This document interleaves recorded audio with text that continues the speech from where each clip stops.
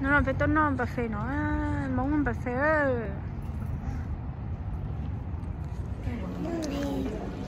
nó vậy nó mình sai không chân cho nó lọt cháu không mà nó chọc khô á nó khô á nó phải đặt nó bởi vì có cho món lú để nó không món không thấy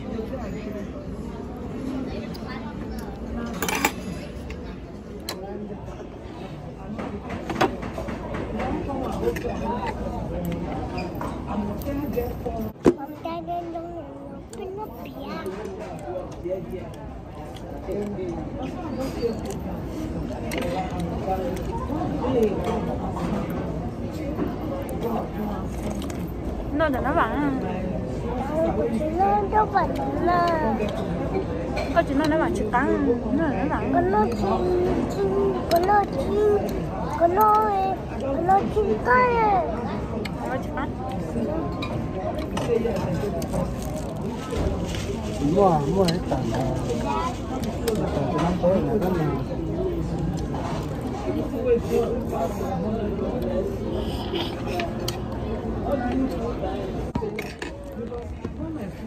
có tận chú sụt kè nó nằm sữa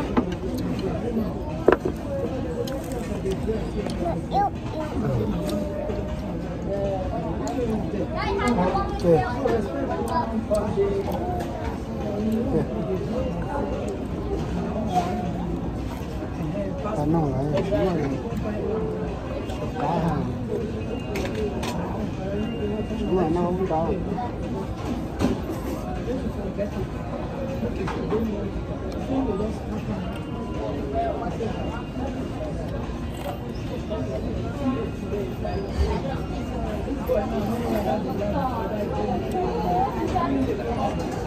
bó cho nó nè kia gì hết cua cho rất nóng cơ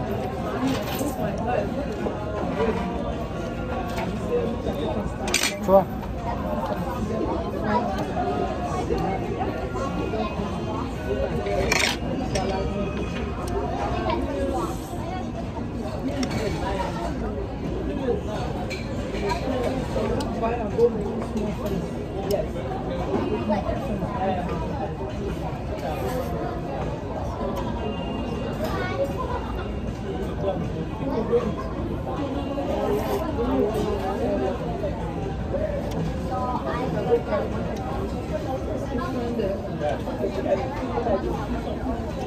tròn đẹp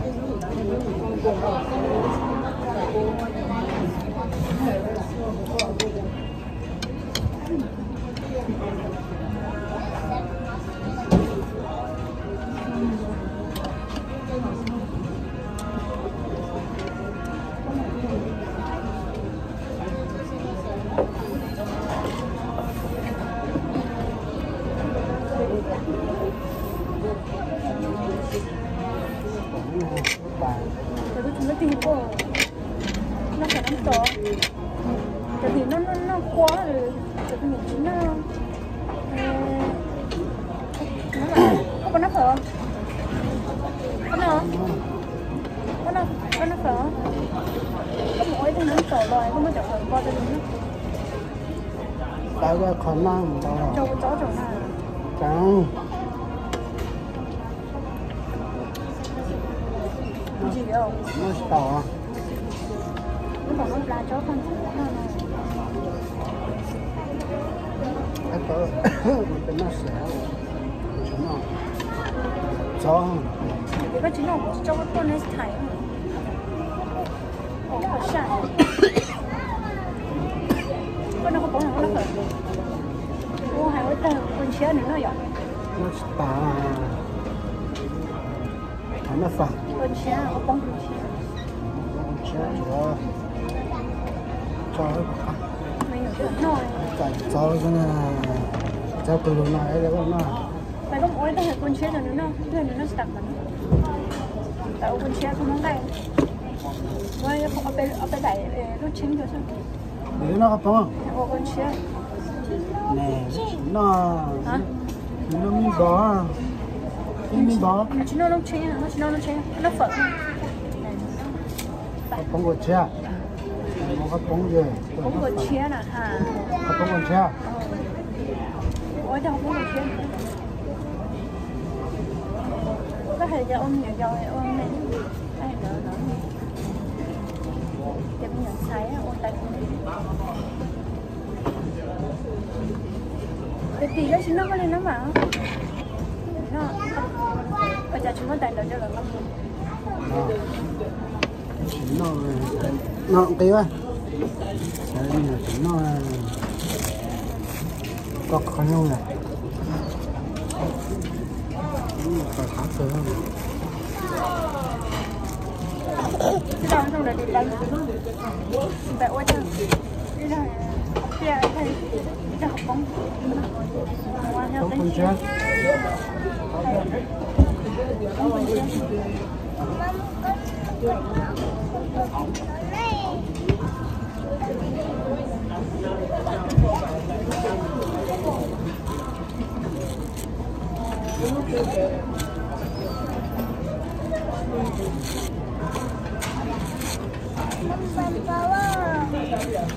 Con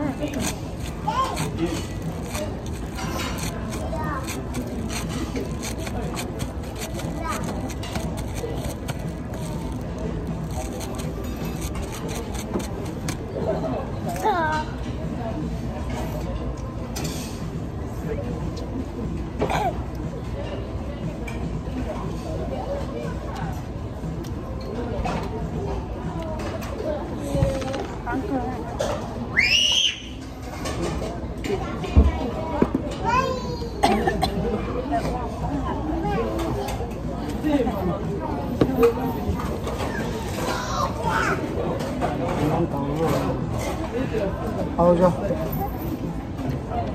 con mẹ xịt là chỗ nào? Nó học à? Đi à? Đi à? Đi à? Đi? Hả? Đâu? Đi hả?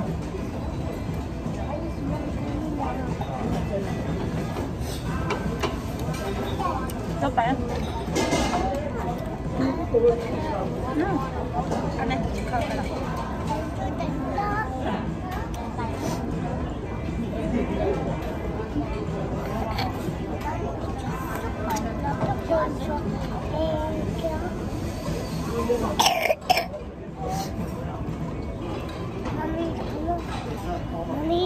Nó có cái bóng à, nó không bóng gì chết đâu. Con nó hơn nữa nè. Nó phân đấy hả? Con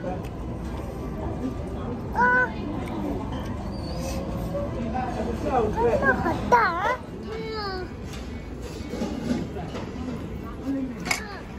Nó có bóng à, mất tạt lọ bóng à. Có nào chưa? Trâu cho có bóng à. Wow, có nào có bóng bây giờ? Nào chưa?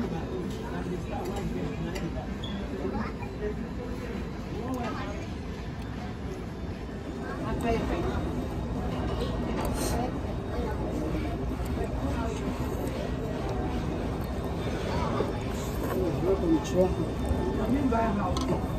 Nói chẳng Có con chưa hả? con chỉ. Con chưa.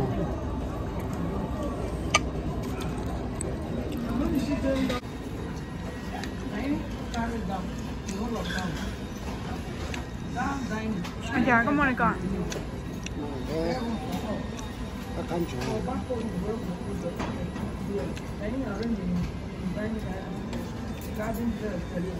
Cái nó đĩa bông hồng à. Cái đó đâu? Con chán đâu nữa.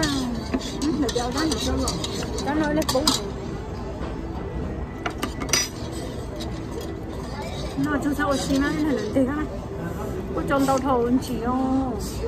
Nè. mùa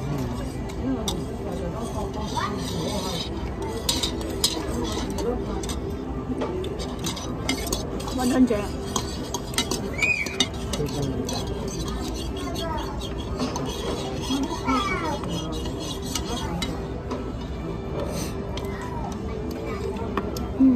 chú món thế chú Là nhiều chỗ nái nái hả nó?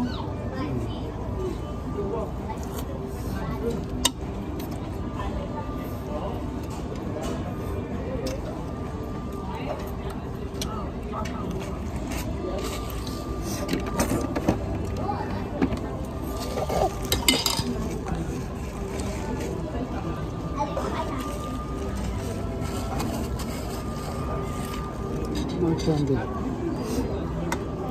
Nho mà, nho này nó nổi.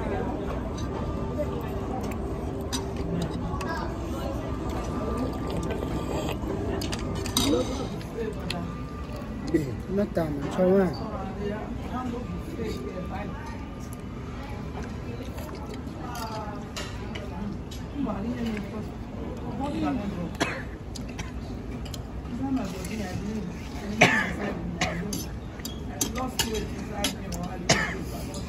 Sao có coi.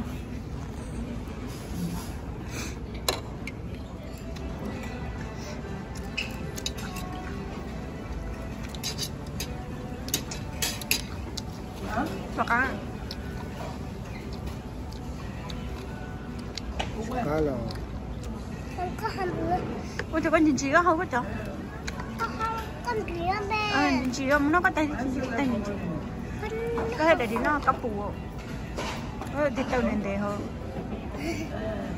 mùa rồi bữa có thâu tàu Cho ta, đám bị cho tới biết không? còn cá lòn mà tại cá rồi chúng nó còn trẻ nó cá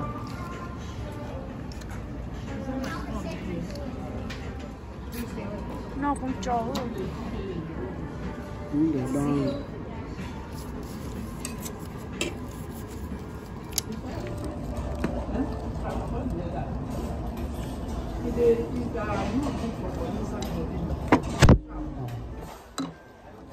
Trên đài hoa. À, ngon có một cái.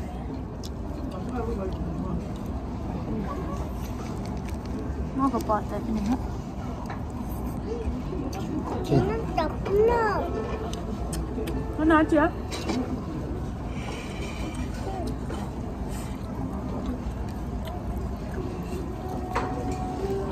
bỏ À, quê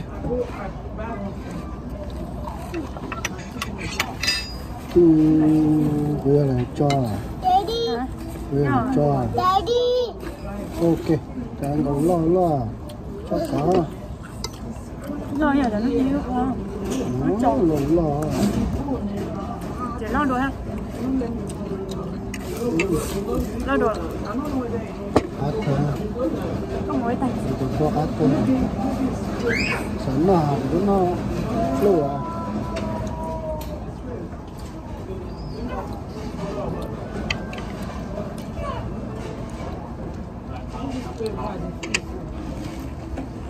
Mama nó còn là gì?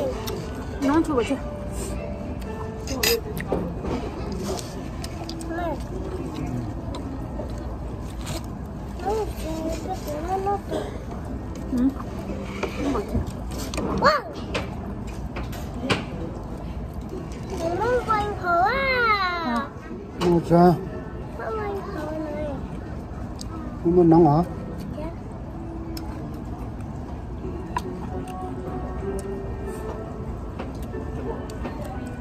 Nó chỉ nó. Bố chỉ mua. Nó.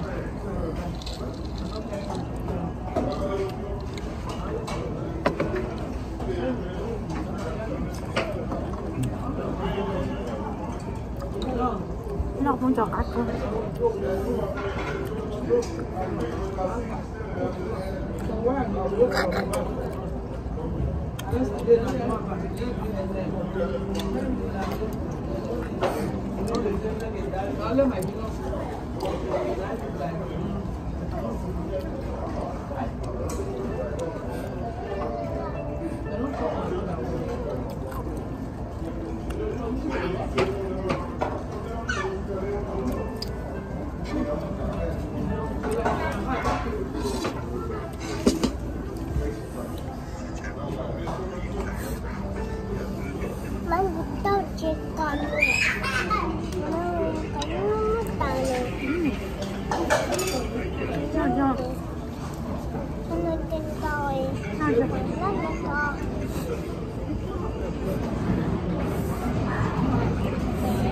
chị.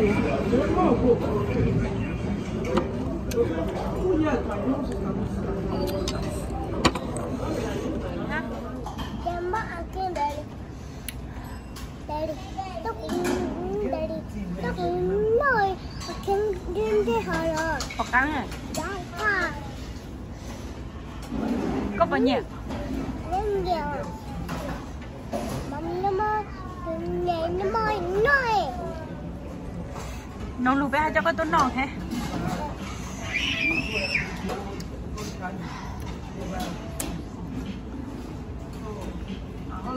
Chị nó con. làm nó mơ tại mấy chút của nó Nếu có nó. Có tăng sao? về cốc của Ôi, được của. nó cần là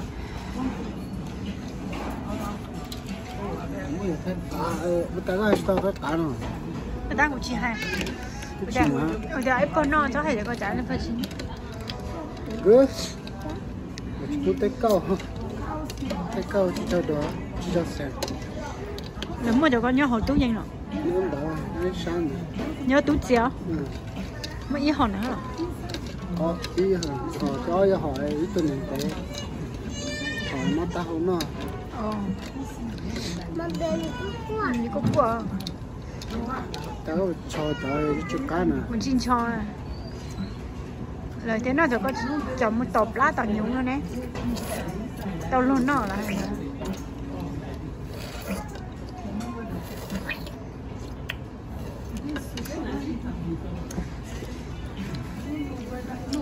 mong luôn ta phải chế một khủng mong rồi. Cho tôi vào ma. Mong trời đông mỏ này. Có tiền bỏ à?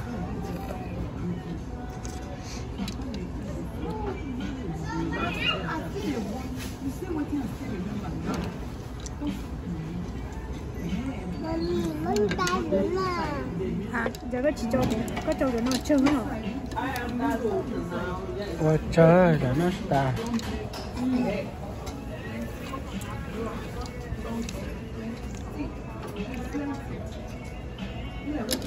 맛있어.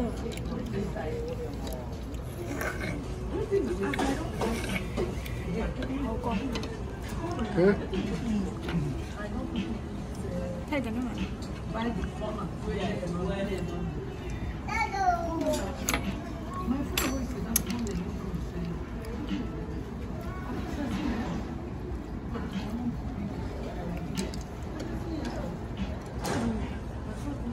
cái trò chuyện cho cá là nó cá được đẹp cả. Cái hả?